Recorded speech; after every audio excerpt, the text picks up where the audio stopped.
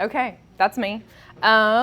I got all my degrees from the University of Oklahoma, that thing they tell you not to do. Suck it, I did it anyway. So I have a meteorology and a geology degree, which is harder than John's meteorology and geophysics degrees. I'm just gonna throw that out. Since geophysics and meteorology are basically the same thing. So there's someone coming up trying to do it again too. I know, yeah. We're the only two to have ever done that at OU, right? And so then I got my master's, and I went and worked in industry for a while, and I also worked at NSSL, so the Severe Storms Lab. And then I chose geology because I wanted to be outside, and then I got a job in the oil industry where I was only inside, and it was terrible, and so I came back and got my PhD, and now I run the paleomagnetism lab at OU. So that's me and the magnetometer. Actually, I should put a picture of the magnetometer here. And so John asked me to come to give this talk because this is all great experience. If you stay in academia or if you go into industry where you have your own lab, it's really scary when no one's there to hold your hand to fix literally everything that's going to break, right? And so this is kind of just it's okay, you can do it. If I can do it, you can do it, okay? And the first thing I want to talk about is this awful thing that we all have, okay? And that's imposter syndrome.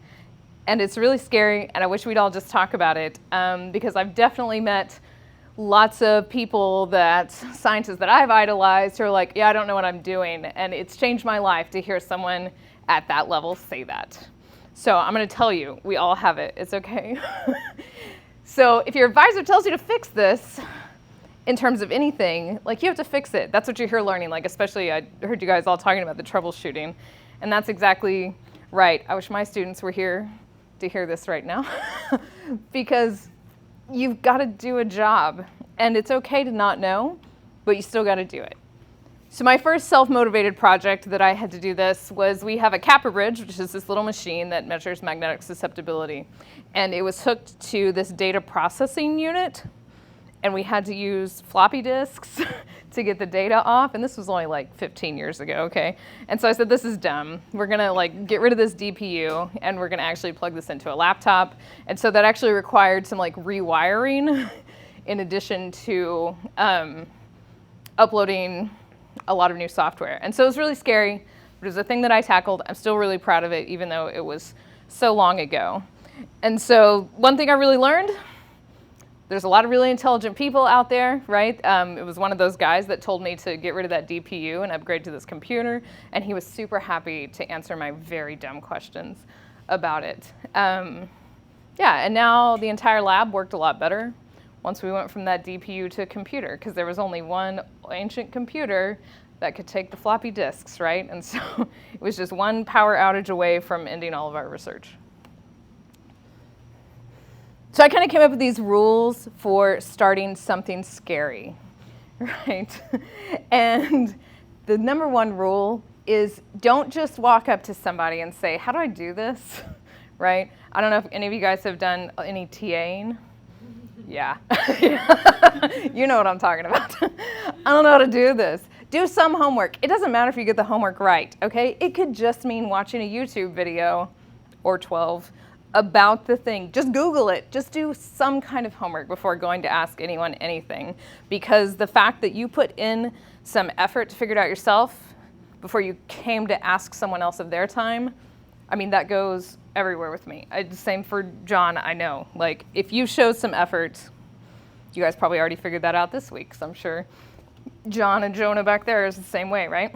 So use all those ways of gathering info that's available to you. And if worst comes to worst, just read the manual, okay? It's time for some people to admit to themselves that they don't know everything. And you could maybe even admit it to the person you're asking for help because they already know. And that's okay, all right?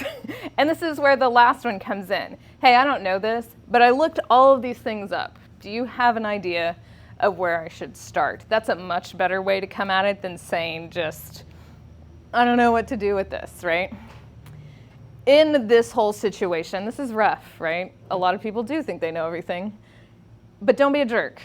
Don't be a jerk to yourself. It's okay if you don't know it, but definitely don't be a jerk to other people when you can't get your own stuff to work or that you don't understand it. It's not their fault, okay? So this is hard for me. I like to think I know everything. I have 4 degrees, I can do this. All of that is not true, all right? My degrees are all in geosciences, not in electrical engineering. So when I'm asked to do something like that, I definitely have to do a lot more homework, but I don't get down on myself for not knowing the thing. Just watching you guys do this, some of these things, I'm like, oh, I should know that stuff. It's all right? My lightning detection days are long behind me. Everyone starts at the beginning, okay? You're an expert in some areas, maybe just not this one that you need help with, and that's fine.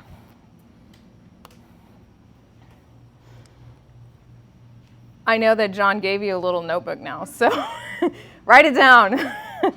And the longer I run a lab, the more important this becomes, okay? We have an ancient notebook that goes back at least 10 years from when I put it in the lab. And everything that's written down in there is super important because you thought, there's no way I'll possibly forget the year that I changed this adsorber on this compressor. You'll absolutely forget the year you changed that absorber on that compressor, okay? So write stuff down, especially if it's not something you do often. So I have a cryogenic magnetometer that is probably older than most people here, and it's still sort of one of the most sensitive instrumentation pieces to do paleomagnetism with. So even though it's old, it's still the best that there is. It requires liquid helium, which is a pain. We're actually, NSF is trying to get away from all liquid helium instrumentation because now we can take compressed gas helium and do the same thing. But we can't, and so we have to change the liquid helium. It's at 4 Kelvin. It's very dangerous. It's really scary. We have the changing procedure recorded on VCR tapes from the 80s. And we would have to wheel in the VCR tape. I think you were around for some of these, and it was terrifying. And we'd have these VCR tapes you'd have to sit there and rewind, right? So guess what? I transcribed all that. We don't have to do that anymore. It's much better. Okay. So write stuff down, even if you don't think you should.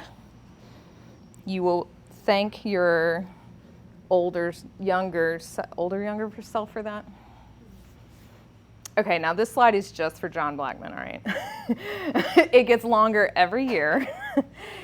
And I think maybe this week you guys have definitely achieved this. And that's the confidence to tinker on stuff. You have an idea for something that's gonna work.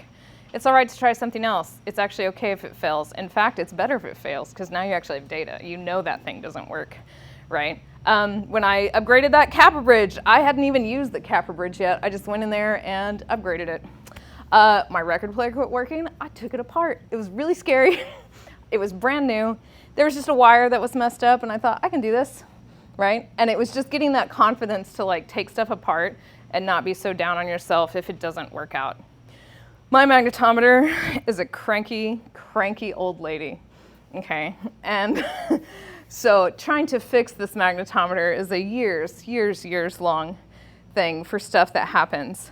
There's a guy, I'm putting his name out there, Frank, who is an electrical engineer. He is not a geologist.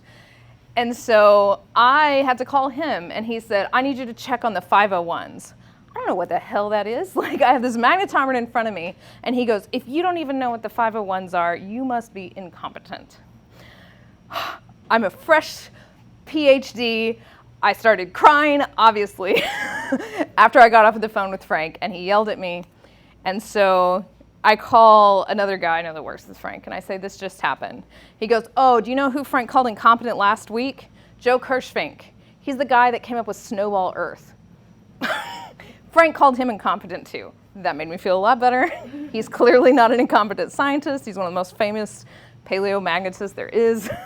So, you know, you got to put all this stuff into perspective, right? The piezometers of my magnetometer are down on the ground in a space about this big. I was pregnant and I was down there messing around with those, right? So you just got to go in there and do it. And you know what came of all of this? After I was done crying and I walked through all the stuff with Frank, he was later asking me for favors. And he said I was the only one that was nice to him, even though he was a jerk to me. So it pays when 2 years later he said, "You're going to save my job." I didn't really want to, but I did anyway. So you're welcome, Frank. Yeah. Also, John built me an entirely new sample handler. That was really scary because he had to come in and say, how does all this stuff work? And I don't want to look dumb in front of him either. So, but we got it done. And you just kind of, sometimes you eat your crow, sometimes you get to help other people. It's all right. Okay. This all led to me changing a circuit board at my heater at home. And then here's the new one, right? So my magnetometer has liquid helium in it. You have to have a condenser. And I have an air-cooled condenser that sits outside the room and recirculates stuff. Now, after COVID, that compressor, there's parts that you can't get anymore. So it fails. I tracked down a guy in physics at OU who gave me another compressor. These are $25,000 things. He's like, I don't need this. Now, it's not air-cooled, it's water-cooled. And so I said, I don't know how to work this. And he said, you have to have a chiller. I don't know what a chiller is. But every day, I go by this place. Honestly, I thought they made custom Yetis. That's not what they do. So if you have a water-cooled compressor, you have to have a chiller to take that hot water and make it cold again. So it turns out this is happening this week. I got a new chiller. I'm so excited. It was only $10,000. I got this free compressor to get everything back going again. And it was all, I mean, I sounded like an idiot calling this place and being like, I have this compressor. I've never used it before. What do I do? And the guy was super nice to me, got me a great deal. So my point is, with all of these examples, I think you're going to see a few more examples when Mike starts to talk too, is that don't be a jerk to yourself, number one. Don't be a jerk to other people, because you never know when that's going to come back to you, all right? When I first made this presentation, this is one of the things that I really was looking about, and I found this whole story from E.O. Wilson. And he's a famous biologist, okay, but he's really good about science communication. And I think we all sort of get really housed into our own little bubble, and we're definitely afraid to ask for help because we don't want to seem like we're stupid, right? Or we just don't think we need that kind of help. And he has a really great, and I highly suggest you look this up on YouTube, this really great story that he tells. And he says, you know, don't worry if you're not good at math, is kind of the spiel of his story. And he said, you know, geniuses don't make the best scientists, because he's a biologist. And he said, guess what? I went down the hall and I asked my friend that was in math, and he said, I've been thinking about your problem just from this talk you gave. And he like pulls out all these equations he's already done for him. That's what mathematicians are for, all right? So you gotta find the person that's better at the thing than you are that you need help with. And that's how we do sciences together, not just like stuck individually. So I like to think about that story a lot because it makes me less scared to go say, I need this statistical analysis, but I'm not sure about this one variable. It's okay. Everyone starts from somewhere.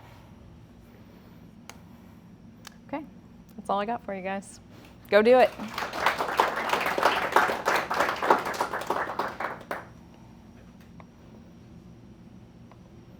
questions? I got lots of trauma I can dump about fixing that machine. Yes, Otis. Have you seen the Dulin curve? Oh, yes. Yeah, The confidence over time. Yeah, that's actually a good, I'll put that in here for this next thing. Can you guys share that on the screen so that the rest of us know Hold on, I don't know what's on my search bar right now. Hold on.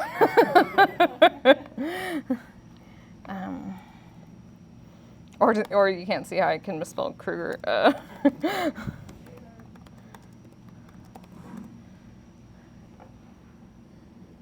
an image.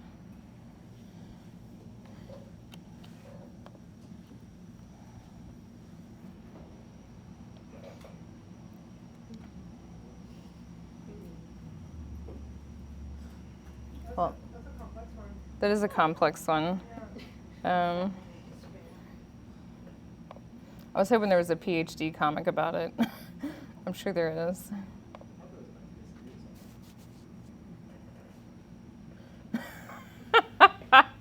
this is a really good thing to to do, right? So talking about your amounts of wisdom versus your amount of confidence and where most people live, right? And as you gain a little bit of wisdom, as you the Dunning-Kruger effect is like you know a little bit about something and you think you're confident in doing it. So I also, at the University of Oklahoma, I run the geology field camp. So I have a facility that I take care of out in Colorado in addition to teaching the course. And let me tell you, our alumni definitely live here because they tell me all the time how to do my job. But then as you come here and you're like, oh my God, I know nothing. This seems to be like the second year of your PhD, really. Like I feel like that's probably where you hit the valley of despair. And then you keep pushing along. Say, let's learn some more. I can do science. Oh my God, right? And then you live up here where you get this more confidence. You're less scared to go talk in front of people because you're okay to say what you don't know. Yeah. Thanks, Otis. That's a good one. I'm going to add that in here for next year. Did anybody see the flag that's hanging from the ceiling after walking to the store? Yeah. That's the Dunning. Yeah. Yeah.